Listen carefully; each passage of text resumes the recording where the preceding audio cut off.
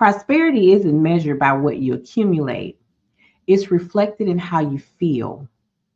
It's the peace that greets you in the morning, the clarity that guides your choices, and the love that flows through your life that you've built. Because I always say that success moves at the speed of execution, but sometimes that execution begins when you slow down, listen, and trust your own inner voice.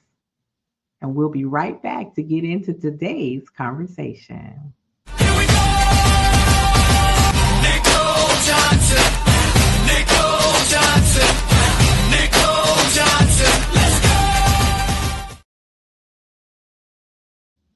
And welcome to today's episode of Prosperity Conversations. I'm your host, the Nicole Johnson, founder of the Wealthy Women Lifestyle. And today's episode is a true reminder that prosperity starts with peace. Whoo, child, I'm so excited about this. My guest, Anni Eza, is the founder of Seeds of Bliss. Ooh, I just love it.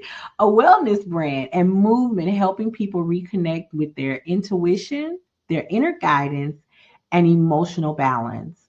And I was just telling her that in today's society, with what's going on, that is so, so important. After the passing of her grandmother, Anni experienced a profound awakening, one that taught her to trust her intuition and led her to to create Awakening the Seeds, a process that helps others reclaim their power, live from an alignment instead of anxiety. We got a lot of anxiety going on right now, so this is going to be vital to what you can do and implement immediately. She's here to share how self-trust, love, and awareness create the foundation for lasting prosperity. So you guys give it up. Anni, welcome to the show. Hello, my dear. How are you? Hi, Nicole. Thank you for having me. I am doing great, and Good. I'm really happy to be here with you today. Yes, I'm glad to have you. Now, you guys, I just have to share. We have been doing these conversations for a few weeks now, and I wasn't sure who was going to show up, but I extended the call. And Anni is joining me from my bucket list destination all the way across the waters in Greece. I'm so excited. Yeah, I'm so excited. Because when I go, I honestly believe that I now have my own personal tour guide. Exactly. You're welcome Yes. anytime. Oh, you watch it now. I might show up tomorrow. I might show up tomorrow. Well, Ani, thank you so much. I am glad to have you here. And so I'm just going to start where we always start. What does prosperity mean to you? Actually, prosperity for me is mostly about quality of life in general. And this cannot be measured in finances or material goods, but it can be measured in clarity of heart, in life purpose, in having fulfilling relationships, genuine connections, freedom to be yourself, and finding your place in this wild world in a way that matters to you and others at the same time. Yes, I love that. I love that. I just recently did a keynote speech, and part of that speech was talking about the gift that was given to me is here to bless others, right? And we can't learn every lesson. So that's why history is documented. That's why when people create things, you document it, right? So that it can be duplicated. Right. Okay. And so one thing you said is the quality of life. Let me tell you, I have an event coming up in January, and I was doing some moving around today, and I said, I have got to get some things together because my knees cannot be hurting like this when I come to this event. So quality of life, which as you said, is measured in so many different ways. You have to start prioritizing how you measure how you want to spend your life.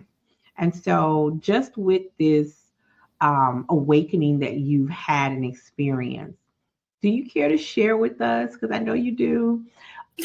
What brought you on that journey? What took you on that journey? Okay, first of all, I have to share a bit of background information. I was very intuitive since I've been a child, but this thing was not always welcomed by the immediate environment. I was freaking people out pretty much. So I I had to Because it's silence. different. Yeah, Because it's different. Yeah. yeah, it's different, and it is going beyond what we see and perceive with our five senses.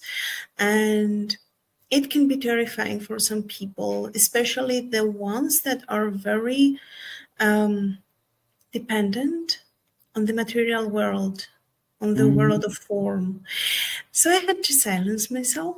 I couldn't share what I was feeling on all the information that I was getting. But the information was still flowing. Mhm. And although I had somehow closed that door, or so I believed, when my grandma passed, Mhm. the floodgates were open. Yes, they were. Yes, they were. And how did you start channeling all of that was coming through those floodgates? It just happened. It was like the whole thing was piling up all those years, and then I couldn't hold the door closed anymore. Like Mm. her passing crafted a bridge for me to reclaim my. It's not actually a gift because I believe we are all intuitive. We have just forgotten how to be who we are. And this happened naturally as a form of availability. Like I became available again. Mm. Sometimes life is about being positioned, and we do have to be in the right place. And sometimes we block it. We can block being in the right place because we're not following. Like you said, you close yourself off, but then something happened. And I'm glad you said it that way because during my talk, I talk about empowerment and the ability to empower yourself is in all of us, but something has to activate what that empowerment is.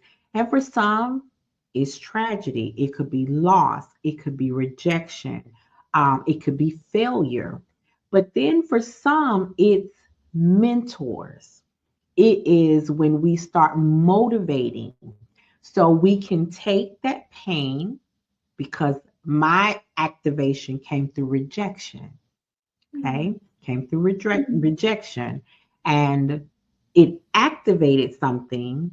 And then I began to mentor and create, and it wasn't right away, trust and believe. It was a whole time space, block of time before it actually set in.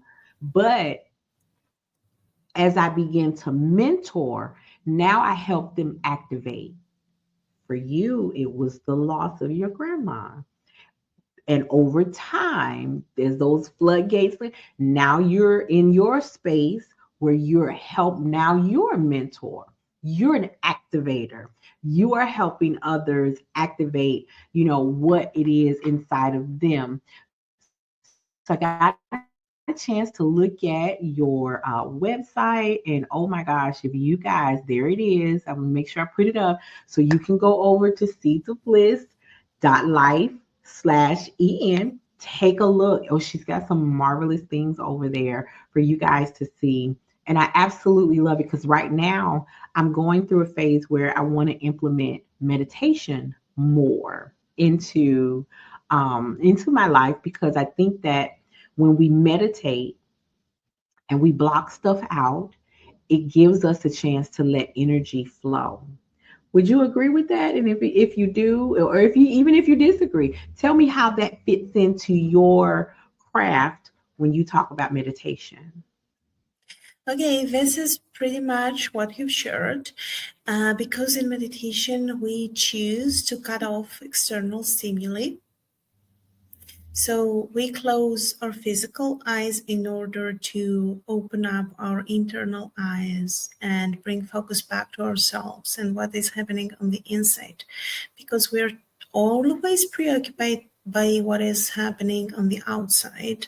And Mm, this is creating a form of disconnection.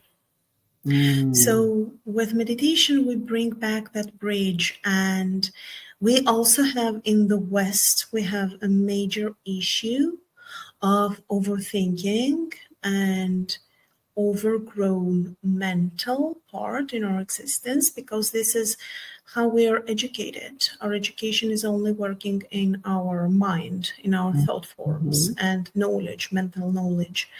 But with meditation, we become the masters of our mind. And instead of running after the mind before it destroys everything with threatening scenarios, we reclaim control. So we guide the mind, we guide the thoughts where we want them to go instead of chasing it around like a 3-year-old.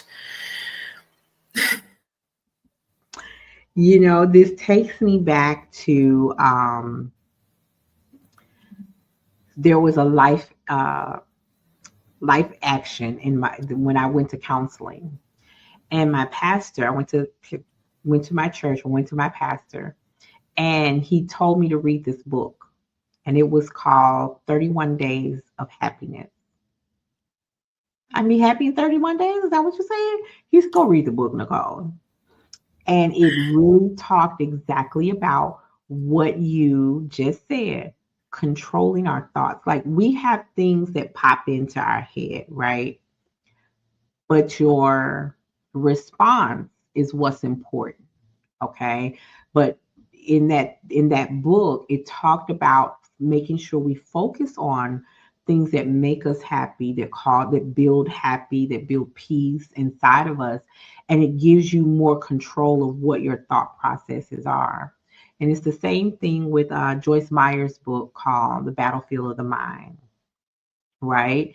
And when you're more in tune, and that means you got to spend some time. It's just like our brain is like any other device. You take your phone, right? When it needs to be charged, what do? You plug it up.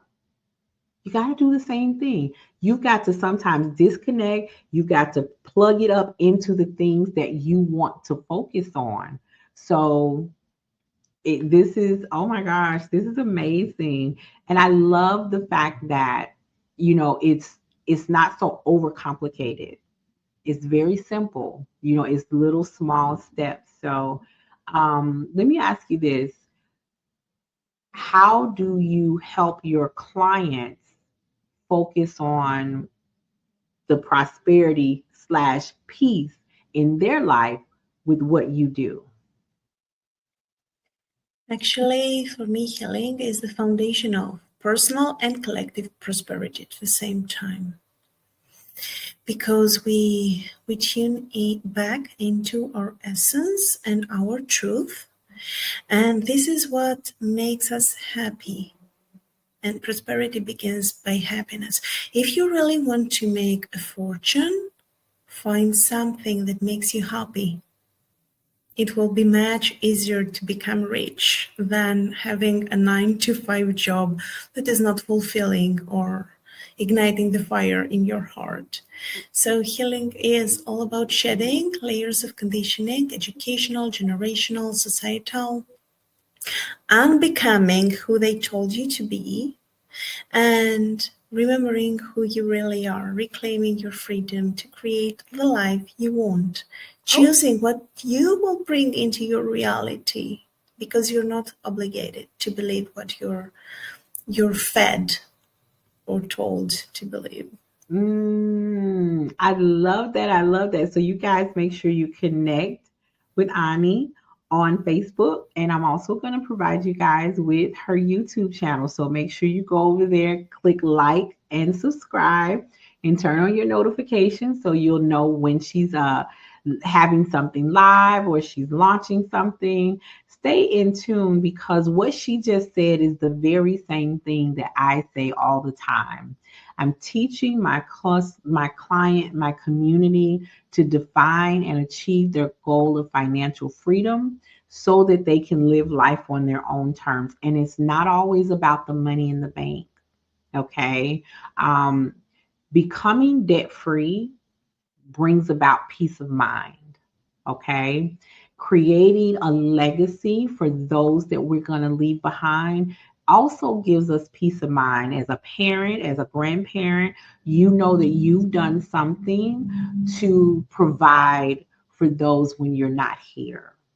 And though money can never ever replace you, you're giving them a foundation of security.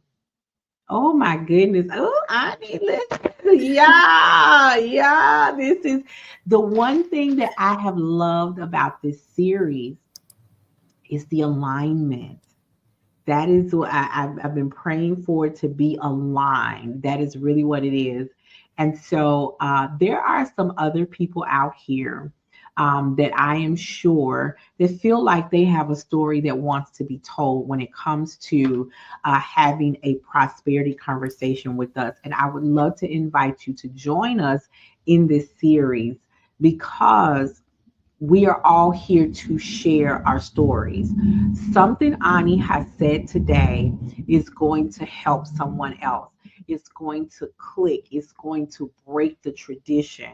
And I love that you're part of this platform for me to be able to share with more people. And so, Ani, I'm going to ask you another question before and then give you a chance to say something before we wrap it up.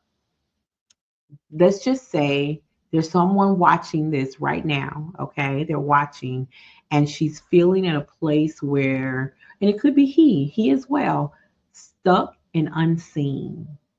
What would you say to them to help them start their journey? Mm, very interesting question. We very often feel unseen or invisible when we don't really see ourselves for who we are. So seeking external validation is never going to work. You just have to slow down, sit in stillness, and find your way back to yourself, to your heart. Let's call it like that, to the center of your being. Just let yourself whisper to you what Mhm. is your happy place and redirect your life towards that happy place.